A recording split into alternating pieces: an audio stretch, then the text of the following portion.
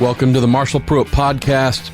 In the Week in IndyCar series, our guests this episode, Conor Daly, the Conor Daly, a frequent and popular guest, a fine young man. And speaking of fine young men, we're also following Conor with Dakota Dickerson, someone who aims to be a Conor Daly in the near future, someone in IndyCar, obviously on a more regular basis. So we have two drivers who are hoping to be permanent additions to the IndyCar calendar in the very near future. Conor coming off of yet another stellar performance at Gateway.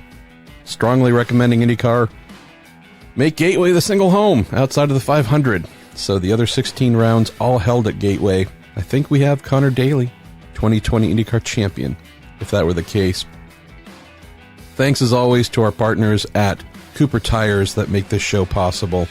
Their support of the Road to Indy has been unwavering, as is their support of this show. Truly an amazing group.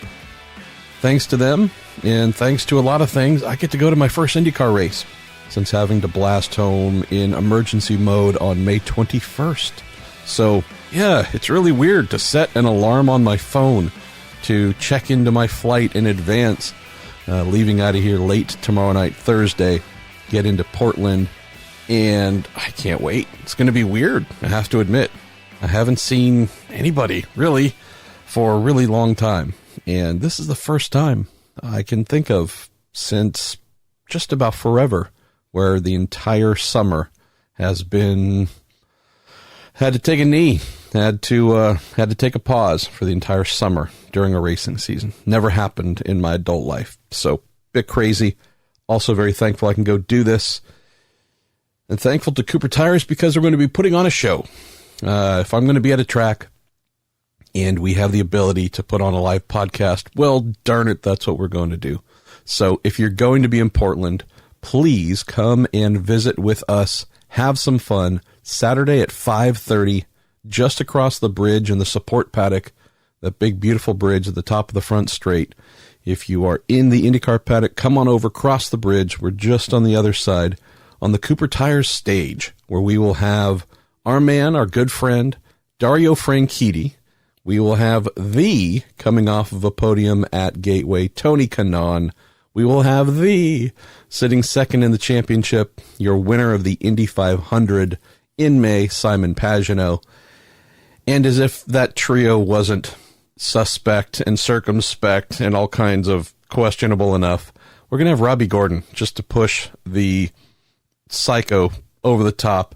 Hopefully he'll be flying in with one of his stadium super trucks that are competing this weekend at Portland. So Dario, TK, Simon Pagenaud, and Robbie Gordon. It should be a blast. I'm really hoping Robbie remembers. He said yes, so we put him on the poster. That isn't a guarantee he's going to show up, but we're going to do our best. So look forward to that. Hoping we can see you there. Not only is Cooper Tires making that possible, making their stage possible, did that last year on the return of IndyCar to Portland, and I think that was the most popular live podcast we did. I don't know how many people were there. I can just tell you it was a lot. So I'm hoping that there's even more because of this being, for me at least, a little bit of a celebration, getting to come back to the racetrack and do what I do a little bit. I know that our friends and our partners at TorontoMotorsports.com are bringing some cool little giveaways for you. So there'll be some goodies, a little bit of swag to give away there. Also have some cool stuff from our other primary partner, the Justice Brothers. So I'll have some of those goodies to give away to you. I ordered a couple things to give away as well. And also I'm hoping we will have our pals at Bell Racing Helmets USA in attendance. Just, I don't know, bringing beer, maybe, hurling insults, something. So between Cooper, the Justice Brothers, TorontoMotorsports.com, and Bell, it's going to be a little party here in Portland, 5:30 p.m. Saturday, about an hour and a half-ish, hour and a quarter after qualifying is over for IndyCar. I think we're going to have the Indy Pro 2000 cars on track behind us, so we're just going to talk louder and have fun. So hopefully we'll get to see you there. Little live podcast fun. And then coming up in September, I should be at both pro races at Monterey, that being IMSA, and then followed by IndyCar for the season finale. So working on some live podcasts for those as well. After all that, we're going to get into our guests here, knowing that often the format of the show includes me doing Q&A. If it's not too many questions, I'll do those up front. And if there's a decent amount, those will come in at the end. Well, yet again, we've had a crazy amount. And so I've broken the Q&A off into an episode of its own. And who knows, maybe that will just become somewhat of the norm going forward. So you have neatly packaged weekly interviews with an IndyCar star and often somebody from the Road to Indy, and then your Q&A, of which I think the number's over 100 questions that have come in so far this week. Not all for me, some for our guests as well, but the Q&A, the opinions and whatnot, maybe just we'll consider hosting those in a separate show of their own so you can get that in its own clean packaging as well. One or two other things to mention before we get rolling, courtesy of TorontoMotorsports.com. Last couple weeks we've been giving away little swag packs, t-shirts, stickers, beer koozies, I think, or beverage koozies if you don't drink beer. And the system for giving those away is just simply looking back on the previous episode's Q&A thread, the items you send in on my Marshall Pruett podcast Facebook page, and see who gets the most likes for their questions. And this previous episode, the one last week, was Santino Ferrucci. We actually have two folks that are tied with the most likes. So Kyle Brown, for your question of how can Sato's onboard camera make it look like he went straight when every other camera makes it look like he turned across Rossi? I thought I could always trust video. What do I believe when I can't trust my eyes? And Simon Raffi, your question. MP, you recently said the budget for a season for one car would be $5 to $7 million. Looking back to the height of the kart and champ car period, with all the tobacco money, what sort of budgets did teams have back then? So those two questions earned the most likes. So Kyle and Simon, send me a note on whatever preferred social media platform, a DM, whatever. Get me your email addresses. We'll get you connected with TorontoMotorsports.com, and you can pick and choose from the variety of Week in IndyCar or MP podcast t-shirts and whatnot that they have available to send to you for free. The one thing we're going to do for this episode with Conor is, since they do at the lovely TorontoMotorsports.com a Conor Daly t-shirt, is they're going to do a Conor swag pack for whomever has the most likes on their question. So if you're a fan of Conor, if you sent in a Conor question, you might encourage your friends to visit the Marshall Pruett Podcast Facebook page and hit the like button a whole bunch on your question so you can win. Super democratic. I'll look and see what the number is. Whoever has the highest next week, well, you get it. So there you go. Last item or two before we get rolling with Daly. Really interesting to hear how serious the Chip Ganassi Racing team is about forming a technical alliance with someone for next season. And I don't often remember the things that I've written or the details of them as recently as a week ago. So if I've written this, I apologize. I don't know if I did, though. But there's definitely an interest on the Ganassi side, knowing that they have nothing coming down the pipeline on the sports car front to keep their Ford GT crew in action next season. There's a definite interest in finding something through a technical alliance, placing crew, mechanics, you name it, with another team to keep those good folks employed and working. I love the sound of that. So often when we hear of a team shutting down, it's telling not just the drivers, but the mechanics, the engineers, the truck drivers, the hospitality folks, hey, sorry, we're going to be done. You need to look elsewhere to earn your living. Love the fact that while sports cars is not looking like the place right now where Ganassi can keep his sports car team, they have told the drivers there, you do need to go find something else. And they are looking actively. But they have and are trying desperately to keep the fine crew, many of them ex-IndyCar folks, by the way, including Brad Goldberg, Charlie Kimball's former race engineer, trying to keep the crew together and find them homes with partner teams in IndyCar. So love that. Really love the effort being expended here. Another thing that's interesting, and this is based on something we've been hearing about for a while now, and if you listen to our episode a couple weeks ago with Craig Hampson on the Week in IndyCar, whose episode, by the way, since we're getting here to the very end of August. Fun looking at the metrics. That's the most popular episode of the month, period, across anybody. I love the fact that a IndyCar engineer is actually attracting the most traffic compared to a name driver or something like that. So that tells me that y'all are especially awesome, because you know quality when you hear it, and that is a guy that brings nothing but quality. But interesting to know that during our conversation with Craig a couple weeks ago in the show, he was talking about the concerns about the aero screen, its weight, what it will do to tire consumption, what it will do to vehicle dynamics, all the negatives that need to be pondered and addressed.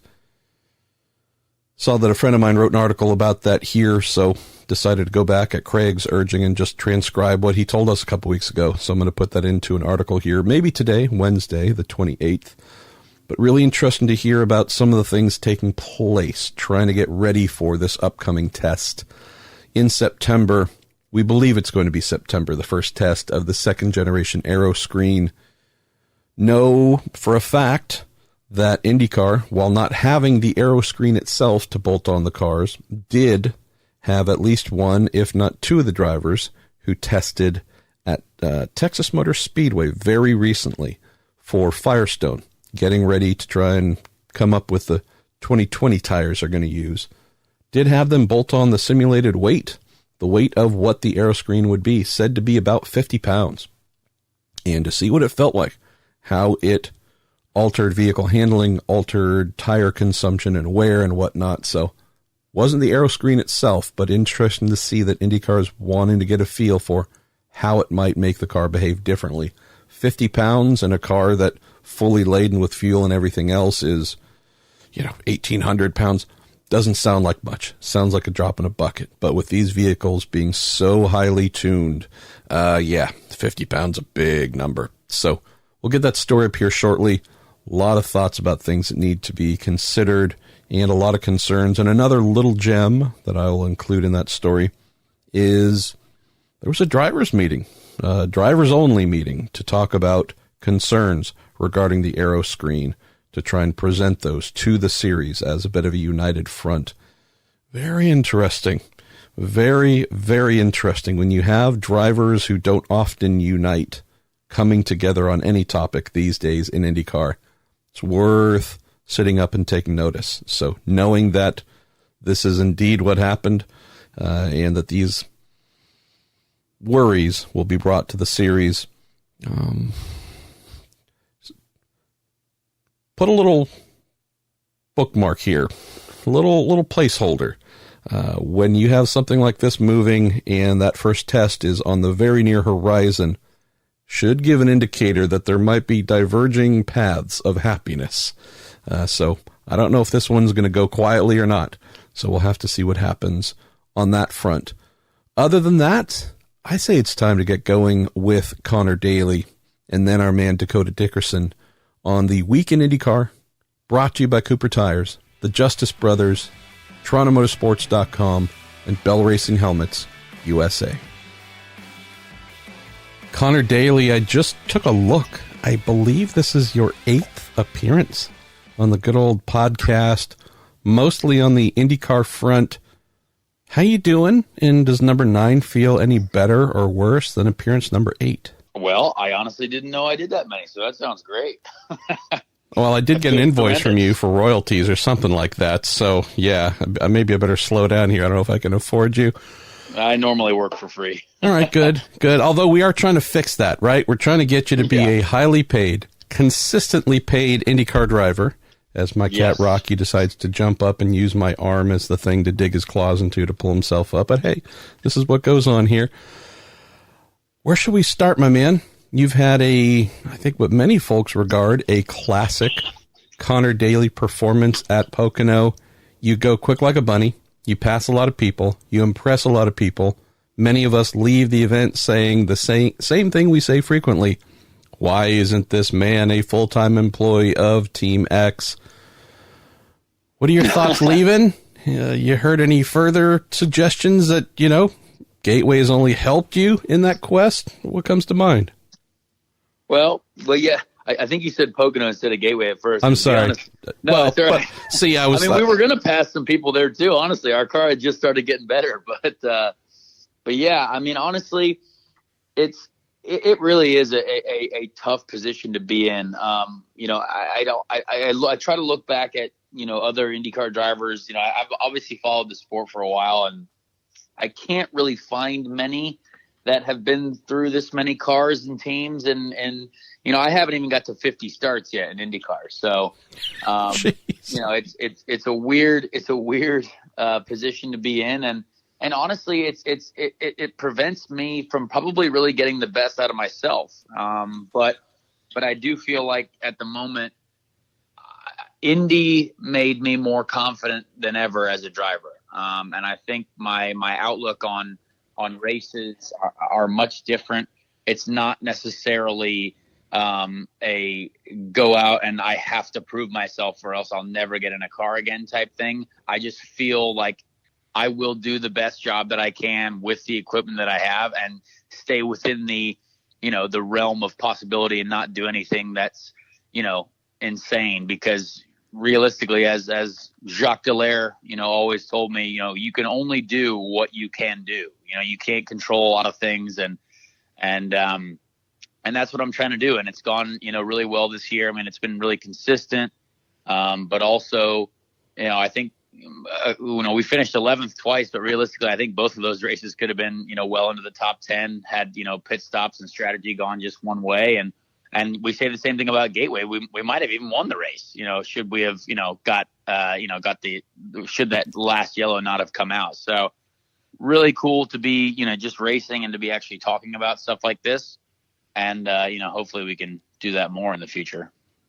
Before we get to the awesome questions sent in by our listeners, let's visit on something you just mentioned, talking about repetitions. You don't get to do this on a regular basis. You don't get to do this as often as many of us would like to see you doing. Share with folks who might not know, who might just think, well, you're a professional race car driver, right? You shouldn't be able to show up and be at 100% instantly.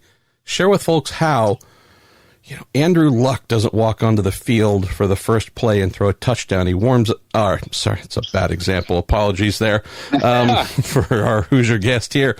But whether it's quarterback, name the pitcher, there's a reason that pitchers are given time to warm up before they start actually pitching in competition.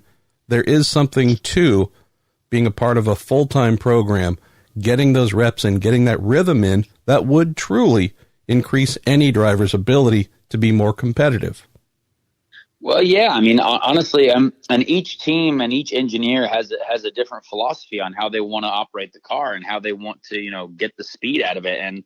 And that's why you see, Simon Pagenaud stick with his same engineer for a long time. That's why Alex Rossi and his engineer have a great relationship now. That's why so many of these drivers who have been around and who have been successful for a very long time, have consistent engineers as well. And I think that's something that you have to take into thought when you're trying to figure out how is this going to work, or how can you best judge this situation. Is, when I get to Carlin, totally different philosophy, different engineers that I have not worked with before. And they don't know what I need out of the car. And, a lot of the engineers that, when I worked with Michael Cannon, it obviously he's very good. And it took us a little while to figure out, what he wanted. But by the end of that year, and by the time that we were, starting to figure things out, he knew exactly what I meant when I said I had a, 2 out of 5 understeer at the apex, and this, that, and whatever. And if you show up on one weekend, there's no way that, engineers can know that that's what you mean unless you have experience there. So it's just a small limitation on what you could potentially do. I think that's what I really want to be able to do, is just show my full potential. I do believe that, I have learned a lot over the years. I've matured a lot. I'm not the same driver I was at the end of 2017. I feel good about where I am. And I think from what I've seen in IndyCar's past, right, there guys like Ryan Briscoe and guys like, drivers that were always called upon, because they were reliable and consistent and also fast. I feel like I can be one of those guys. And, if the opportunity comes around, I think, I do feel like if I have a consistent situation, I want to be fighting for wins and championships. Let's get to some of the questions that have come in, Connor, on that theme and more. Again, as usual, I love the variety of questions that we get every week. Also knowing that with you, I think we crowned you before the People's Champion. You might have been crowned as the People's Champion before you ever visited the show. So I'm not sure if we did it or just want to continue reinforcing it. But it's really cool to see folks respond to you in such a way. We'll also mention that of the things I love with each visit, the variety of spelling combinations for your first name. We have Conor, ding, ding, ding. That's a correct version. We have Conner, and we might have had a Connar, which is a bit of a rare bird. So never seen that one. Yeah. If we get a Connir, I think someone's going to have to drop the mic because that would just be truly wild.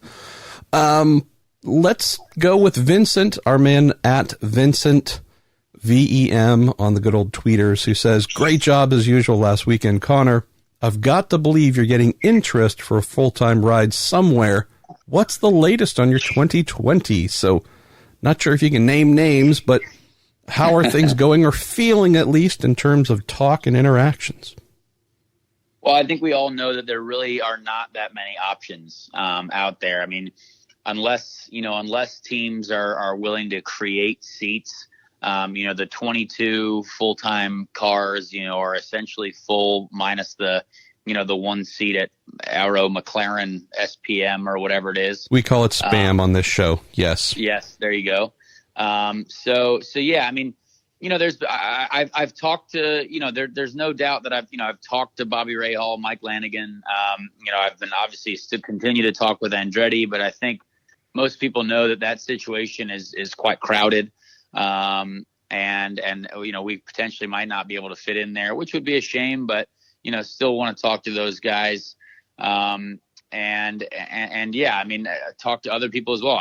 I've spoken to Zach Brown and Zach, Zach is a good guy. I've known him for a long time. And I know Gilles de Ferran very well. But it still is a difficult situation. There's a lot of people out there, with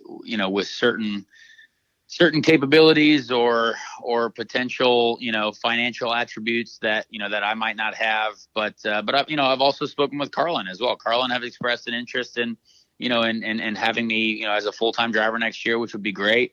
But yeah, we'll see. I mean, the main thing is I want to try and keep my U.S. Air Force relationship quite strong. And if I can use that and we can get that to help me in any type of situation, that would be ideal. But we're still quite far away from anything being, close to being done. So I would love to be full-time next year. There are some great potential opportunities, but we've got to fight for it for sure. And we've still got to figure out whether we can create our own with some, financial support. I love it. Let's go to Lance Snyder. Great one here. He says, at the beginning of the year, Connor, you were lamenting what was going to be a quiet year with only the Indy 500 on your schedule. And here you are running 6 IndyCar races, and rather well, I might add. Does this give you more confidence that trying to beat down doors for a full-time ride next year is moving in the right direction? Yeah, I really am more confident for sure. I mean, if you would have seriously, I mean, the amount of races that I've done is crazy. I mean, I would never really would have thought that this all would have happened. But it's very exciting and it's been great to be a part of and continue to learn more about this car and I guess in different teams and different situations. But, I feel good. I feel like, there's potentially, more to do still, obviously, if I can find a consistent situation, like I mentioned before. But yeah, feeling good. It's been nice to race consistently this year. And, now it's the end of the season and I've almost pretty much done finished out the IndyCar season, which is crazy. Alrighty, where shall we wander next? Why don't we go with, here we go, Danny, at Danny Brennan 72. Sounds like he's from Albania. For Conor, how much pride does he take in his Irish roots? He says, as an Irish IndyCar fan, it's absolutely awesome to see someone partially Irish kicking ass on track, which is something that sadly hasn't been too common in most series recently. So if we could get the partially Irish Conor Daly response here, that'd be awesome. It's cool, man. I mean, I still have my Irish passport, and my dad was in Ireland at Mondello with his old Formula One car, just 2 weeks ago, which was really cool, and there was a great response over there for that. So really proud of it. Obviously, I mean, my dad was an incredible Irish sportsman. He can be really proud of that, and I'm really proud to be his son. So it's very cool. But I've also got a U.S. Air Force as a sponsor, so I'm also still very American as well. Have you ever thought about Irish Air Force sponsorship? I mean, I don't know. I don't know. An Air Force? I don't know. I mean, I have to assume it's at least a couple paper airplanes, right? Sorry, I know I'm going to get hate mail now, as I should. Let's see. All right, let's go to Taylor Sherlock is asking, Conor, can you share your opinion on IndyCar's super speedway aero package and what might be done to improve the raceability? It's a great question. We've all been thinking about that, really. I really liked a lot of how, the cars raced in 2017.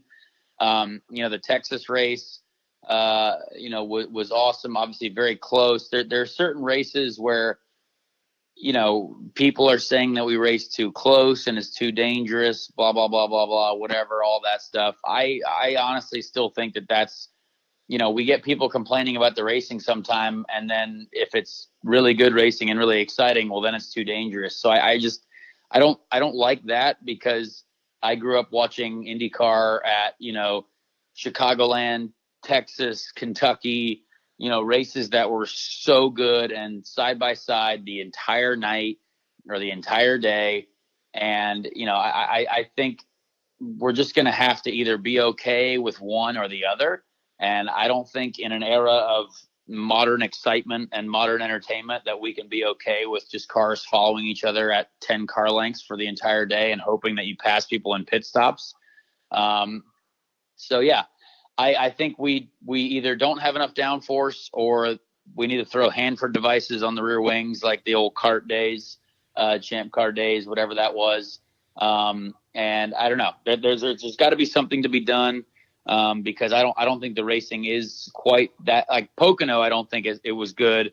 Indy, I thought it was okay, but could for sure be better.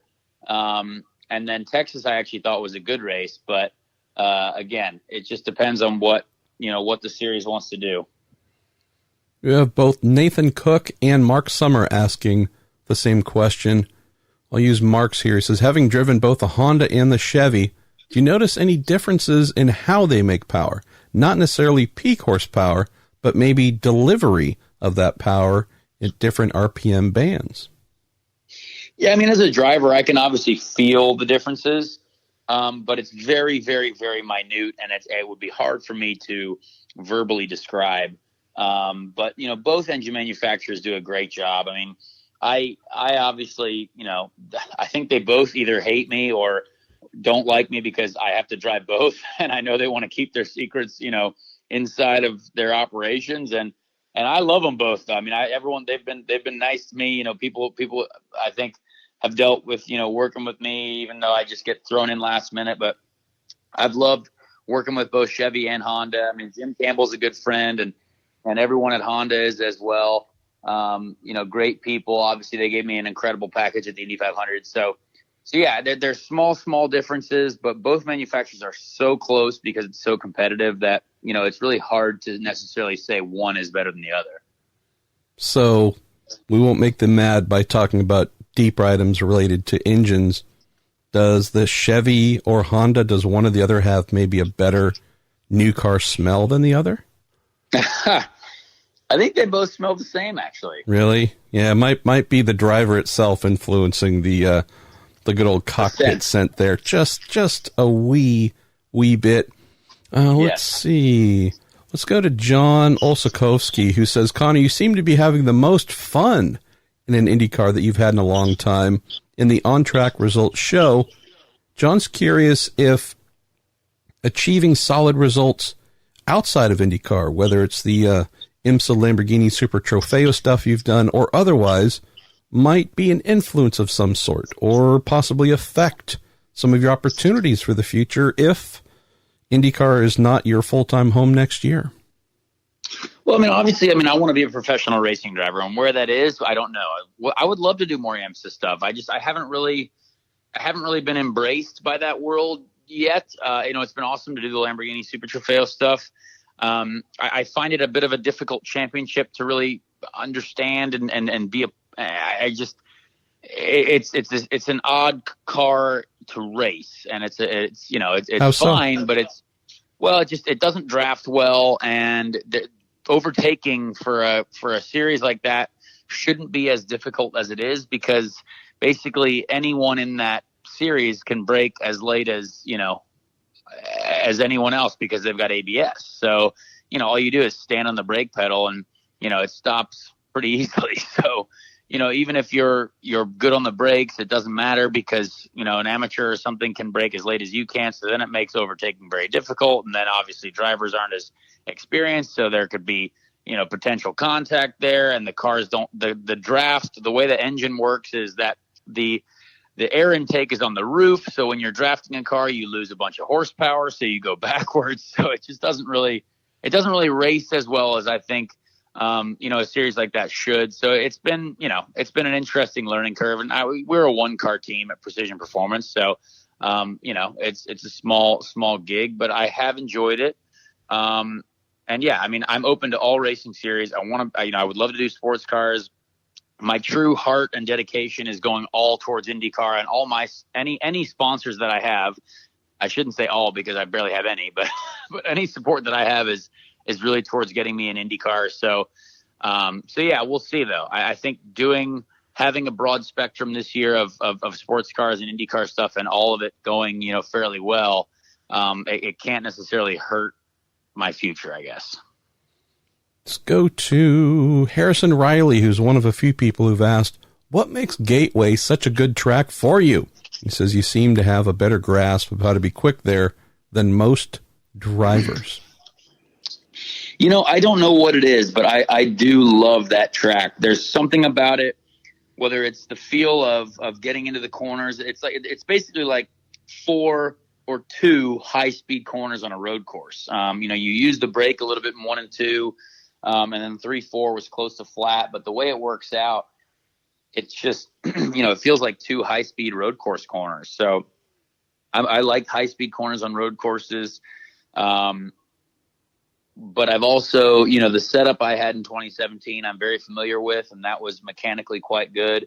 And, I tried to get, pretty close to that with Carlin as well, but I thought our car was even better, this year than it was in 2017. So, made some progress there, but for sure that track, whatever it is, I can just, I feel it out really well. And I really, really enjoy racing there. I want to win there so bad because I feel like, this year we came really close, and I definitely want to get a trophy leaving there at some point. Let's go to Andrew Stewart. We're going to get technical here for a moment, then very not technical with the question following that.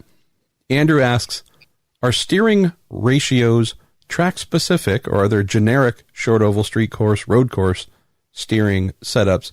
He says some drivers have steering wheels turned to the right, so it is, quote, straight when going through the corner. You weren't one of them, though, Conor. Is it team-specific or personal preference? Yeah, it's basically team-specific, I think. When I got to Carlin, they obviously they're still, it's a new team. They have a different philosophy on the ovals than some teams I've driven for in the past. It is. engineer and team dependent. I don't really care. I'll drive anything. I've driven cars where the steering is offset. I've driven cars when it's straight. But yeah, some drivers, like a bit of that angle going down the straight, and then have the wheel a little bit more straight in the corners. But I haven't been with a team long enough to have a preference, so I just drive whatever I'm given, and I usually end up pretty happy with it. Next question might be my favorite of the episode. Comes in from Stacy Hayes. Asks, I believe that I saw Conor sign a man's chest on Saturday. That must be the strangest thing he has signed, right? Actually, maybe. I don't know. I mean, I've signed things like a bald man's head, and like an ice skate. I thought that was weird or different. But yeah, man titties. I don't know. I haven't really signed many of those. Many, meaning some, but not a lot. I might have potentially signed another one. I don't know. I got to think I have. I love the fact that you just don't allow your brain to capture some of these shenanigans. It's going into protection mode. You're going into mental limp mode. I like that. Exactly. Like your Subaru.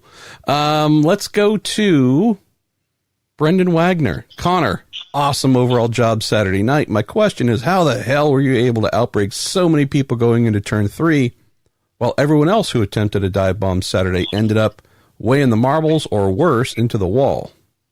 I don't know. I feel like I was using the slide job term that people use in NASCAR quite a lot. I mean, we would get to the apex and I'd be fully sideways, but back on the throttle, just hammering it. So it's I was really confident with the car. I mean, you got to be confident in the right rear and be able to turn as much as you want, and that's what I try to build into my race setups, is the fact that I can turn the wheel aggressively and put the car where I want it.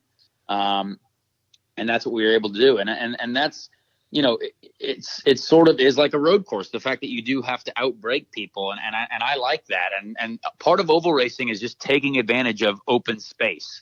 Oftentimes, people in front of you stack up and they try to get a run on the next straightaway, but you could easily just slide right around the outside of them on a restart, or outbrake them potentially on the inside, because you just need to get to that open space. And when you take it away from them, then you're okay. I mean, it's a bit of a defensive drive off, but if you can make it happen, it's much better than sitting there for 25 laps and waiting for another chance to potentially pass. Let's go to Steve Straub. This touches on something we've hit upon a little bit already, but it is an angle that Miller and I just discussed here recently. He says, for Conor, do you know if Carlin has funding for 2 full-time entries next year? He says, what's the likelihood they could run Conor full-time and then have Max Chilton and Charlie Kimball split the second car with Charlie doing the ovals? That being essentially the seat you've been drafted into to fill in for Max, who's no longer doing ovals. I know, again, we're covering a little bit of ground we've been on already, but I do like this scenario, though.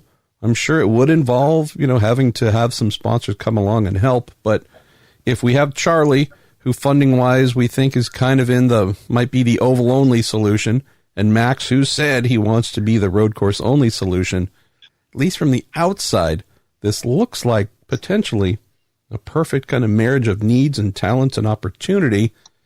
It's never that simple, though, right?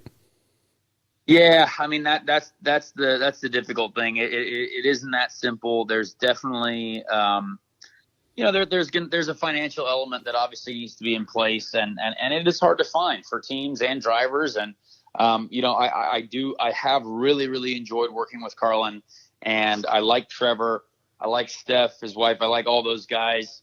Colin, the team manager, does a great job, and Sylvia as well. So I think it's certainly not off the table to be at Carlin next year. I mean, I will have to have some sort of, backing. But if we can, get more support from the Air Force and potentially some other people, then then you never know. But as of right now, it's not exactly a plug and play type deal. And nor are any of these seats really. But yeah, we're working on it. We're certainly evaluating all the possible scenarios. Let's go to Clint Lonan, who has one of the scariest avatars I've come across on the good old tweeters. Clint says, I know drivers can have their own preference on what is displayed on their steering wheel. So, Conor, what does your steering wheel display during a race? What kind of info matters the most to you? Well, it's funny. I've driven for so many teams now. Every team has a different steering wheel display. Cosworth, the new wheel with Cosworth has given the teams a bit more freedom to put what they want on the dash and edit how it's colored and where it sits, etc. Like if you look at Graham Rahal's dash, I think his dash looks the most different of anyone's. But that's what they can do. And if that's what he likes, then boom, there you go. So yeah, I think, the most important thing to know is where your weight checker's at, where have your front and rear roll bar positions on there. And potentially, what fuel mileage you're getting. And obviously lap time and projected lap time. That's going to be up there. But even Carlin, we have all 4 tire temperatures, on my race page as well. And I don't look at that, but if there would be a problem with the tire, I could immediately look down and potentially see that there might be a temperature issue with one of them and then adjust my driving accordingly. So every team has a little bit of a different philosophy, but there's still the basics like lap time and bars and weight jackers. I love the next question here from Jeremiah Morrell. Hey, Jeremiah. He says, does Conor have to have a seat fit for him at both Carlin and Andretti? Or does he just carry it with him along with his helmet, shows up at the track like a Boy Scout, always prepared? Or at this point, does every team in the paddock have a seat ready for Conor Daly? Well, I've actually, the seat I used, I think the seat that I made in 2017 I think that's the one I've used since then. But then when I got to Andretti this year, I wanted to be just a hair lower for the ovals. So we made another seat. So I do have 2 seats that are now floating around the IndyCar paddock. One I believe is currently in the Ganassi trailer because, I got to get it to Portland somehow in case anything happens there. And the other one is in the Carlin trailer. So I have 2 seats with 2 different teams, one team that I'm definitely not driving for, one team that I have driven for. So, everyone's actually been super cool about helping out. Andretti, when they knew I was going to be racing with Carlin, they basically just handed over my belts and my seat, to Carlin for me to use while there. And teams have been super helpful. And I can't thank them enough for that because, it's still a competitive sport, but everyone's been pretty cool when swapping stuff over like that. But yeah, I have 2 seats, one for the ovals and one for the road courses. But they float around. And it's not really something you want to check in on your flight on Delta or Southwest or whatever. No. Obviously, drivers have and do it. If we remember a couple years ago when Will Power crashed at St. Petersburg, and they drafted in Oriol Servia to replace him for the race. He just simply, granted, I think he might have had a few drinks by then, but he was just truly waiting at the airport baggage claim to see his seat going round and around, having been shipped, not overnight, but truly thrown on a plane to get there, which I absolutely loved. So if we think about some of the remaining questions we might get through, my man, knowing that you both have things to do today, as do I. Let's go. I don't mind answering questions. Don't worry. I know. That was a polite way of saying, I got to go to the bathroom. No, I'm just kidding. Oh, yeah. We're going to go to Kyle Ballard. He says, Conor, since you are so involved in esports, who is the IndyCar personality we would be surprised to learn is a gamer? I mean, I don't really know. I think Colton Herta is a big gamer, big gamer. Now, obviously, not during this season because he's everyone's superhero right now. But in the off season, I'm sure we'll get back to the Xbox life and grind it out. But Joseph was always the guy I used to play with back in the day. We would play a lot of Forza, but now obviously, he's very employed by Penske, and so I'm sure Andy also is getting married. So that video games are probably slowly fading out of that life. But yeah, other than that, heck, I don't even know if anyone games. It's more, everyone's very, very adult-like in IndyCar and very, more concerned with, finer things in life like dogs and wine trips and stuff of that nature. I was so hoping you were going to say Roger Penske. That would have been the best. Oh, Raj, I'm just telling you, that guy, RP is hashtag Twitch life. Xbox guy. Yeah. Yes. Nonstop. The guy never sleeps. He's pounding Four Locos and gaming all night long. All right. That would be hilarious. Where else? Here's an interesting one. This comes in from Vesper Vickers Miller. It says, Conor, how does it feel to race in the IndyCar series for the Air Force? What entails? Other feelings, half of your body, I guess, as we determined earlier, half of you wants to represent the Irish Air Force, but at least for the half American side of you, what does it feel like, man? It's incredible.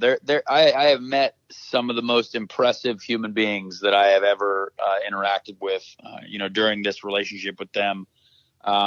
It's a very proud moment, standing with, members of the U.S. Air Force and everyone that, has worked with me on that program. It's a very proud organization. It's a great group of people. It's a very high performance group of humans.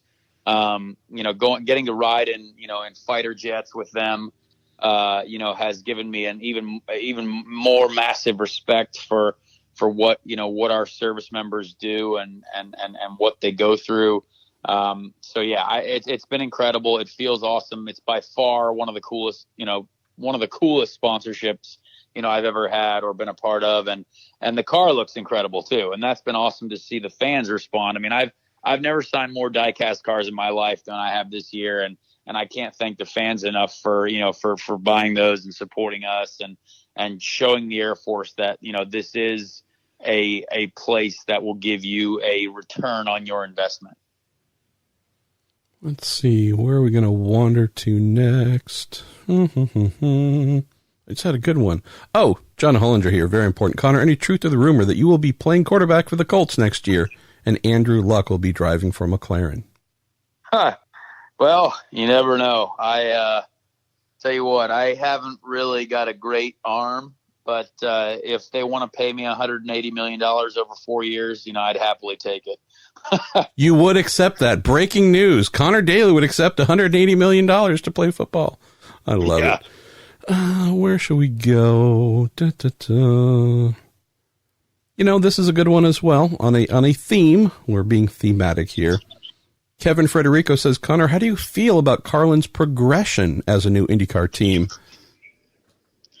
I think they've done a great job, honestly. I think it's very difficult to be at the front of an IndyCar field. I mean, we know how difficult it is. We've seen how many years Penske, Ganassi, Andretti have been around, even Schmidt, Peterson. I mean, those guys have been around a long time. Ray Hall, Letterman. I mean, there are a lot of great teams in IndyCar. And Carlin is still so fresh, and they will admit it. I mean, they're like, hey, this is year 2, right? This is very, very young, and everyone there is learning. They're all gathering more and more data. Even this year alone, I know that they have, a very stout plan in the off season to try and, take everything to the next level. And that's what teams do. That's what you got to do to be competitive in a professional sport. And I do see the want and the passion for motorsport in the mechanics and in all the guys. They want to win. They want to get trophies. They want to be, at the front, which is a great environment to be involved in. Next question is one that, for those who were watching the qualifying show or listening to it, would definitely have been registered as an item. This comes in from Ed Roberts. He says, what can be done to limit the impact that something like oil dry or a similarly controllable track condition to make qualifying more fair? and he asks, should something be done if it's an option? Why don't you run folks who might not be aware through what happened and how through, let's say, no fault of your own, you really truly got boned in qualifying? Well, honestly, the same thing happened in Iowa, sadly. I mean, in Iowa, I was running lane 2 all day, all morning in the practice session, and we were actually quite quick. And then, one of the ARCA cars had gone out and blown up all over the track, and lane 2 was essentially covered in oil. So all of a sudden I had to run the bottom, which the car wasn't quite as good down on the bottom. But we were first out. And so that was it. So, it was a shame. It limited our performance there. And then, we get to Gateway, and we were watching the session in our trailer of vintage cars. And I said, I promise you guys, one of these will blow up and cover the entire track in oil, or a very crucial part of it. Sure enough, as soon as we saw one of those beautiful vintage Indy cars shoot smoke out of the back of it, I said, well, there goes our entire afternoon. So it was a real shame. I mean, the only thing, IndyCar did everything they could do. I mean, IndyCar, they were blow drying it with their jet dryers. I mean, they were bringing the tire tractor out there to try and, run the Firestone tire over it. But we are entering these corners at over 190 miles an hour, and there is nothing that will suck the surface like our floors will. You know what I mean? We're producing so much downforce, from the floor of the car, that it will act like a vacuum in itself.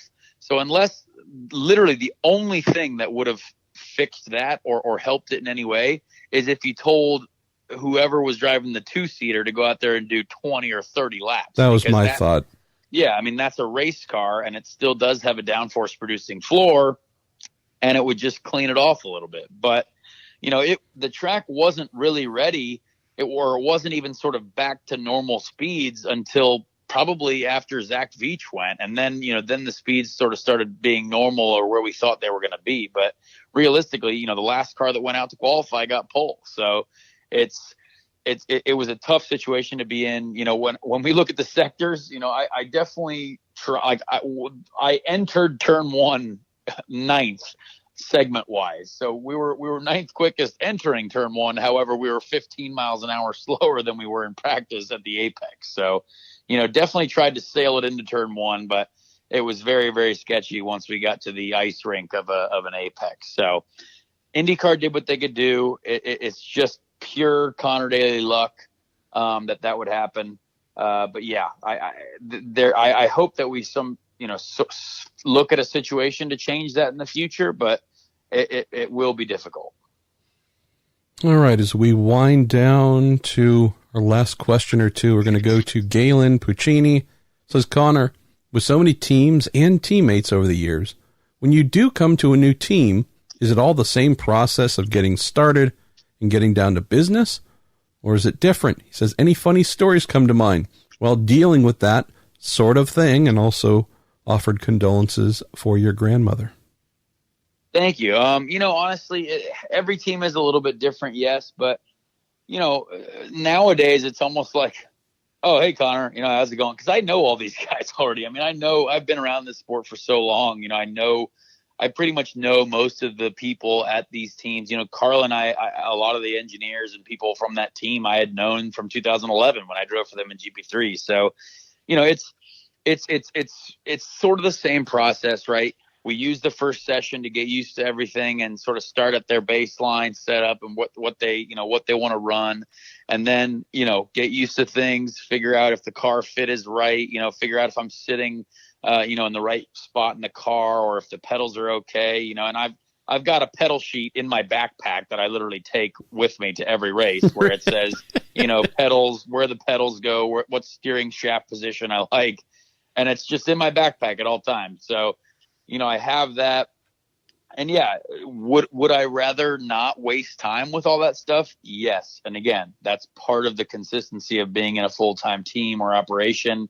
You don't have to go through that, but I've had to go through that a lot. So, it's one of those things that's part of the game. But yeah, most teams are pretty similar, because you don't want to start out by saying, hey, all right, Connor, we're going to drop these massive setup changes on you before you've even had to figure out our, baseline setup. So yeah, that's pretty much how it works. Well, Ryan Hart had a bit of a follow-up to that, but maybe we can expand on this a little bit. He says, Connor, since you have driven for a number of teams, different cars, in IndyCar and outside as well, how do you remember what works with each team and each car? Do you carry around a notebook full of notes, keep it all electronically, keep it in your head, just rely on the engineer, or something else? So, great question.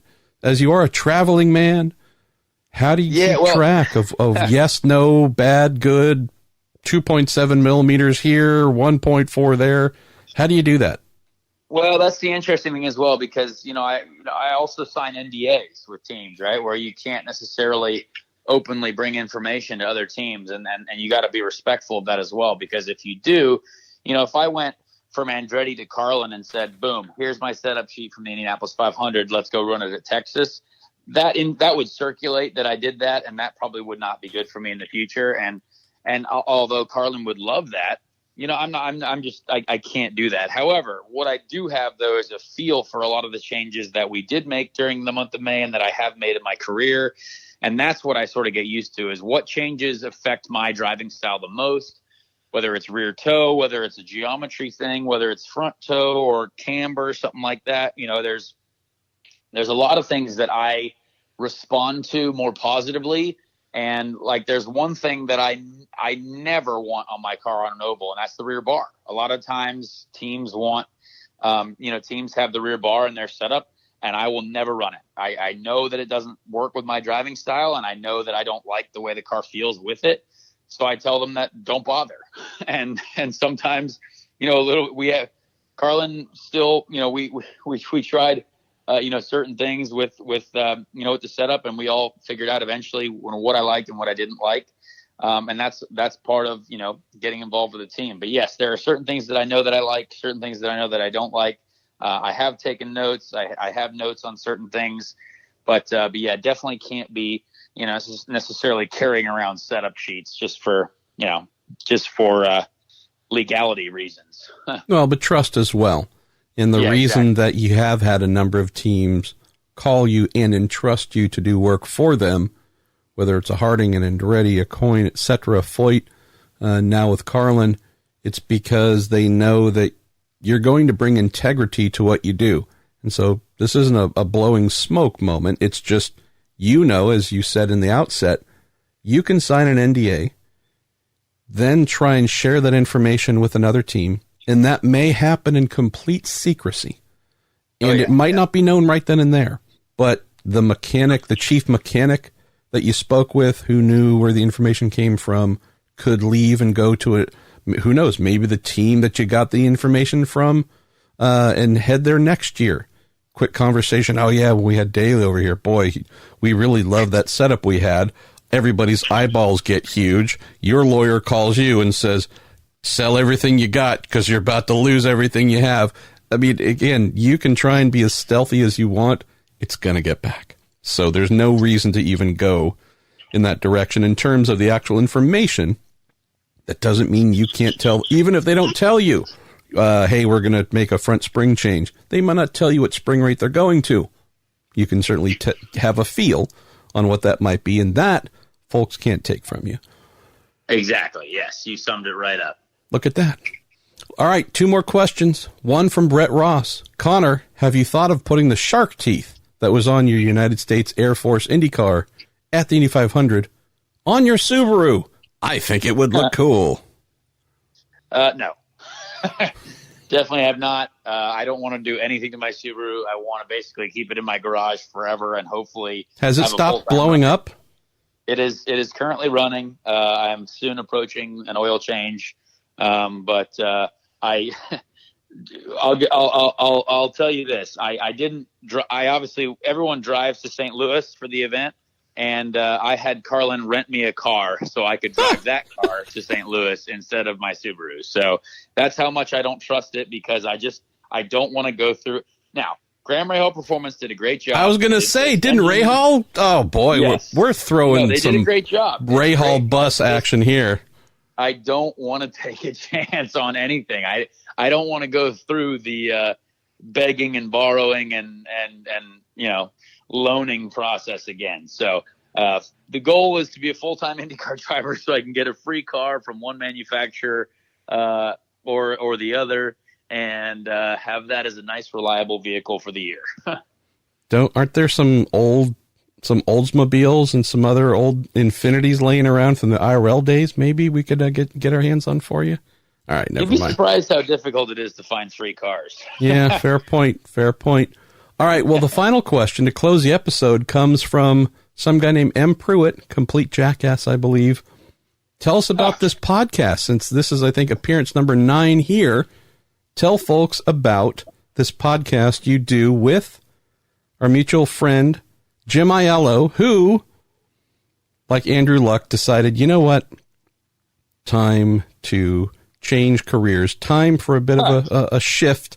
So it's nice that you still do an IndyCar podcast with him, but I don't know. I mean, he's kind of told us we're no longer worthy of his presence, so you might have to cut bait there sometime. But tell folks about this podcast you do with Jim and how they should listen to it, because it's two good people having a lot of fun.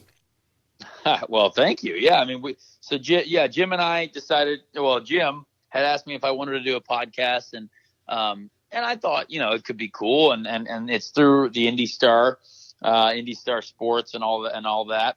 So yeah, it's we talk about IndyCar racing, how the previous race went, some of the storylines potentially, and I just try to be really real with people. I try to give them the honest opinion of what goes on, and try to be more transparent than I'd say most people would be.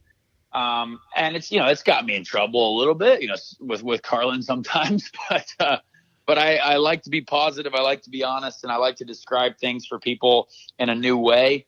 And I'm always going to be me. I'm always going to be pretty honest. And yeah, it's, you can definitely check it out. I'm going to do, record another episode here, tomorrow, or very soon. And then yeah, after Portland, we'll do one. And then after Laguna, we'll probably do one to close out the season, and then see what happens next year. So it's been fun. So folks wanted to listen to this fine piece of audio generation.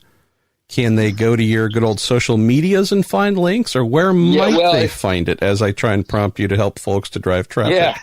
So it's on, it's on iTunes. It's on all the places that you can, basically everywhere where you can listen to a podcast, and it's called IndyCar Weekly. That's a great title, by the way. Yes. And thanks for appearing on the Week in IndyCar here. So yeah, yes. My lawyers are going to get in contact with your fake lawyers, and yeah, we're going to have words. Exactly. Very, very unique title that we thought a lot lot. Thanks, Jim. Very creative there, Mr. Writer guy. God credit Lord. Jim for the potential copyright issues. But here we are. So IndyCar Weekly on all the podcast formats. Please MySpace, Friendster. I think you got it all covered. MySpace, Napster. You guys are big on Napster too. WeChat. Yeah, I don't know. All that stuff. Well, the show's blown up as usual, like your Subaru, to close. So, although not blown up now, it's so good to hear. I do love the fact that you're trying to protect Graham Rahal Performance's good reputation by not driving it. It's the best. People. Yeah, they are. No, I may or may not have spent about a half hour on the phone with Rahal this morning, solving all the world's problems, et cetera, et cetera. So, all right, well, go and prepare for, I guess, a flight out my general way. Look forward to seeing you this weekend, knowing you're going to have at least 2 seats to work from if you have an opportunity arise. And other than that, thanks as always for entertaining and educating us, young Mr. Daly. Yes, anytime. Thank you. Is this the champ himself, Dakota Dickerson? Could this be the man? Has he made time available for us on the Week in IndyCar? That's awesome. Always making time for the Week in IndyCar, so thanks for having me on, Marshall. Let's talk about awesome weekend for you. One culminating strong year of work, also adding to a title you earned last year. So every week we try and feature someone from the Road to Indy. That is a place you have been.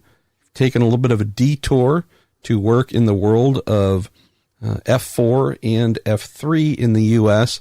Let's talk about this rerouting, if we want to call it that, and the success you've been able to have, Dakota. So 2 championships consecutive. Awesome. What have you learned? What have you learned coming off of Road to Indy experience? I know we want to get you back, but tell us about this time focusing on F4 and now F3. Yeah, like you said, I've had a fantastic experience running in the Road to Indy, primarily in USF 2000 in 2016 and 2017, before we made the transition into running in F4 and F3 with SCCA Pro Racing.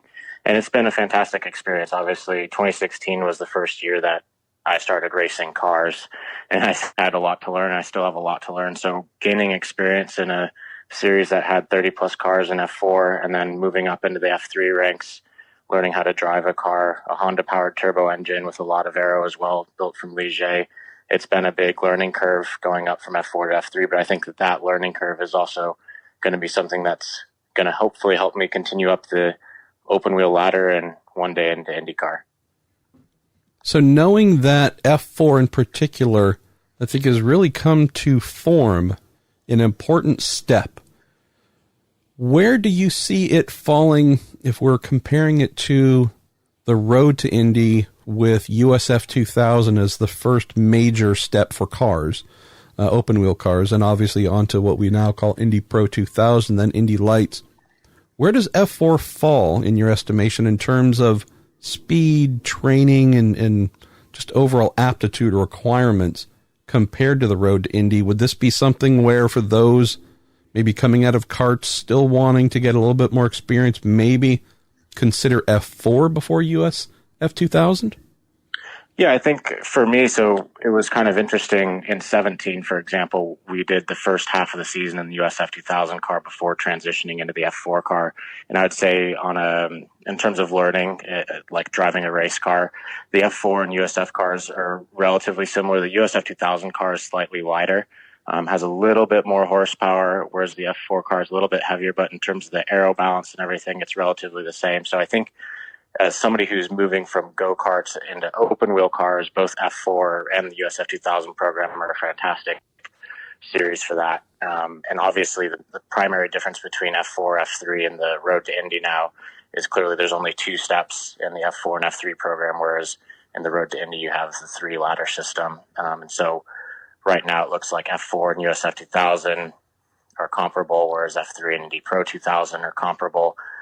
It's really interesting actually watching some of the time differences. We go to some of the same tracks, like F4 just shared Mid Ohio with the NASCAR guys, and we were just at Road America with NASCAR as well. So it's been really interesting to see the time differences and everything like that. But I'd say on a developmental level, it seems like F4 and USF 2000 are really happy places for anybody who's looking to make that transition out of go-karts. So the F3 field, F3 Americas field, hasn't been particularly deep. We've had that same comment to make for a couple years now, unfortunately, about Indy Lights. The positive, though, is whether there have been 8 cars in Indy Lights or 13, there's been a pretty amazing crop of talent up front. Definitely proves the fact that, hey, doesn't matter if you have 50-car grids. In reality, there's only going to be 3 or 4 or 5 truly talented drivers at the front showing that they're ready to make the step up to IndyCar in the future. How does that compare for what you've seen in the F3 Americas series, where, again, 7, 8, 9 cars at many rounds?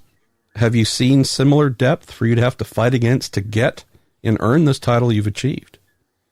Yeah, absolutely. I think, like you said, the car count is certainly something that people like to look at on paper, but the strength of the field, if you want to say, is something that us drivers are really keen to look for. And in F3 Americas, I think Honda and Ligier and all the partners in the program have done a fantastic job growing the program. Obviously debuted last year in August, so to get the 10, 11 car average that we've been getting this year, I think is strong. But as you mentioned, it certainly has been incredibly competitive at times this year, and that's really important for me. Obviously, is we're running an F3, and it's awesome that we've won the championship. But for me, on a personal level, need to be preparing myself for the next step. So having some people around that are really competitive, obviously Benjamin Peterson, my teammate coming from British F3 over to F3 Americas, has been really pushing me and things like that. So I think there has been some very strong competition in F3. And obviously the next step that we take, hopefully, whatever that may be, will continue to progress me into an IndyCar driver. Let's stay on the Fs for a moment. Halos, something that IndyCar drivers will get accustomed to next year with a halo and an aero screen in front of it. For those who haven't had a chance to race with the thong portion of a flip-flop shoe draped over their head and in front of them, share with folks what it's been like. Regular competition in open wheel here in the U.S. with a halo around you. Pain in the ass, something you forget quickly. What's it like? Yeah, it's really interesting. So when you look at it from the outside of the car, it certainly looks like it's right where you need to be looking down the road. But when you're racing, it's actually not very noticeable. The way I describe it is if you put your hand perpendicular to your face right on your nose and had to look around it, it's essentially what it looks like. You can see it's there, but you're consistently looking around it. The only time that I've really noticed it being in the way is when there's a car down the road and you're trying to look down the road to see if there's an incident, or just looking towards the next corner. That's when it starts to maybe affect your eye line and your sight. But other than that, it's really not too affecting. But I really like what IndyCar is doing with the aero screen and everything. I actually was fortunate enough to have a conversation with Mr. Horton at the IndyCar safety team and talking to them about what they're working on with the safety screen, and it's really impressive actually what they're doing and all the engineering that's going behind it. So I'm looking forward to that. Let's move to the questions we've got, because he also addressed the main one I was hoping you would get into. We'll use our man Jameen Tuttle, who always sends in great stuff every week, so thank you, Jameen. He says, Dakota, you've had a great year in F3. Do you feel that F3 has given you the experience needed for Indy Lights, and have you had much or any oval experience? So thoughts on preparation coming out of F3 now, and is Indy Lights the thing you are targeting for next year? And also, what about ovals? Yeah, so I guess the first part of the question in terms of preparation, I think F3 Americas has done a fantastic job. Obviously, the biggest thing is being associated with a manufacturer like Honda, who's in IndyCar. I think they really bring a plethora of knowledge in terms of what it takes to be an IndyCar driver. So their help developing young drivers in the F4 and F3 ranks is huge, and that's a primary focus for them. So I think with their help, it's been fantastic being able to learn what I have. And obviously, looking at the next step, if we do want to get into IndyCar, we want to be in a series that prepares us for that. So we're working really hard with the partners to see where happy home is. Indy Lights is a very clear option for that. So, on the super speedway stuff, obviously going to IMS in the Lights car is going to be fantastic, but something that I necessarily don't have too much experience with. I was fortunate enough to do some of the smaller ovals in USF in 2016 and 2017. But it's definitely going to be interesting going on a super speedway, going over 200 miles an hour. So that's something that I think we'll reach out to some people, lean on some of the teammates for. But I think it'll be a lot of fun regardless. What about that leap preparation wise in terms of coming out of all you've done so far? I wouldn't even limit it to F3, but just junior open wheel and the potential of getting up to the top step of the junior open wheel training series. Is Indy Lights, the concrete thing you're aiming at for next year? Are there any other, fallbacks would be the way to put it, as we say hello to your dog? What are your thoughts? I mean, I'm hoping we get you in Lights because we certainly need the numbers, but do you feel like you'd be ready for it if that was able to happen?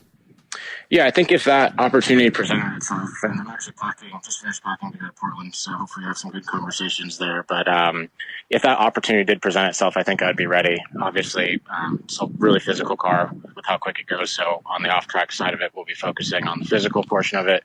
But in terms of the driving aspect, I think we'd certainly be ready for it. I think the teams that are out there are fantastic at developing drivers as well to get an IndyCar. So I think we would be ready for it. Indy Lights is certainly kind of like it is the premier training ground right now for IndyCar. and we'd be really fortunate enough to be in the lights field next year. Obviously, working with the partners at SCCA Pro Racing, like Honda, really trying to lean on them and see where a happy home would be, because they are involved with IndyCar, and having F4 and F3 as a developmental rig now is fantastic. So trying to see where they would like to put their champion, and working with them really hard to see where that is.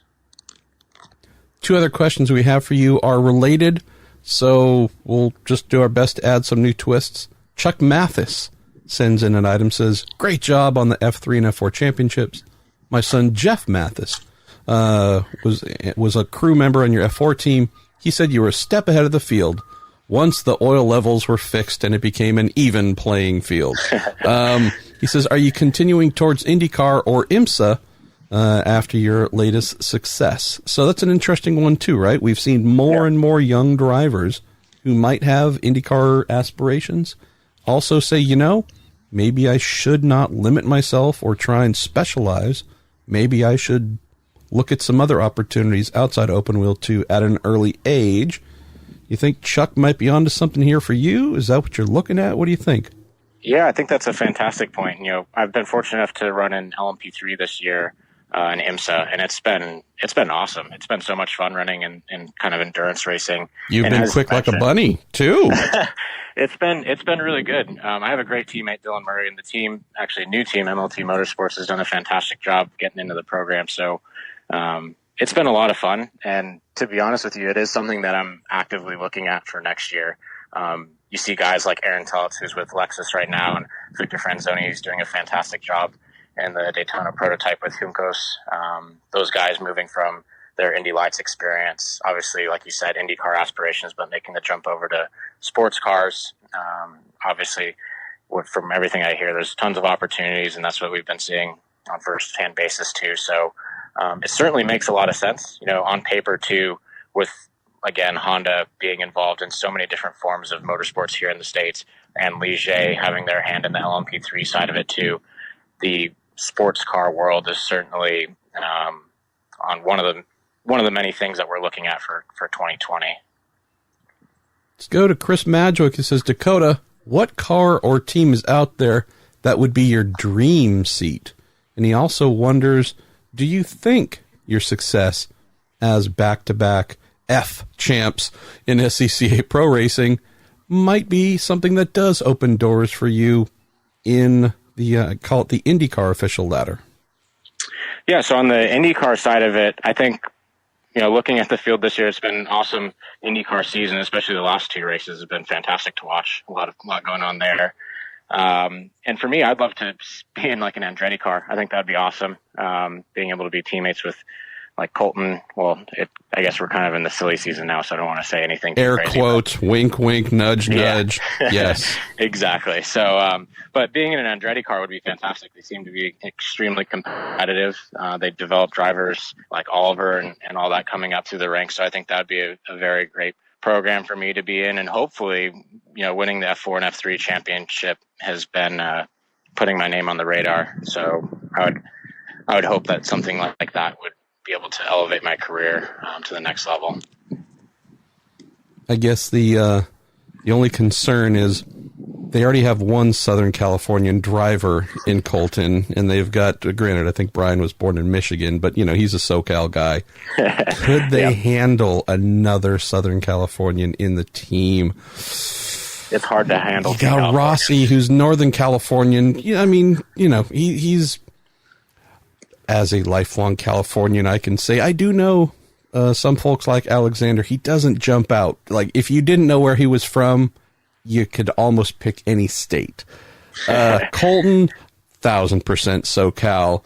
Brian, definitely. You as well. I'm just saying, I love the idea. Just, man, we would have almost a left coast overrun of Andretti Autosport. I'm not sure how the Pennsylvanians there, the Ohioans there.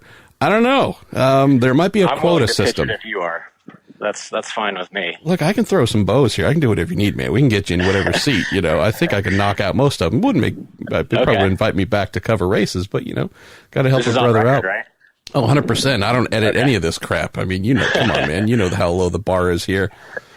So That's awesome. Let's close on this, Dakota. So you've had this really good success. You have stepped away from what we would call the recognized ladder system, earned that success.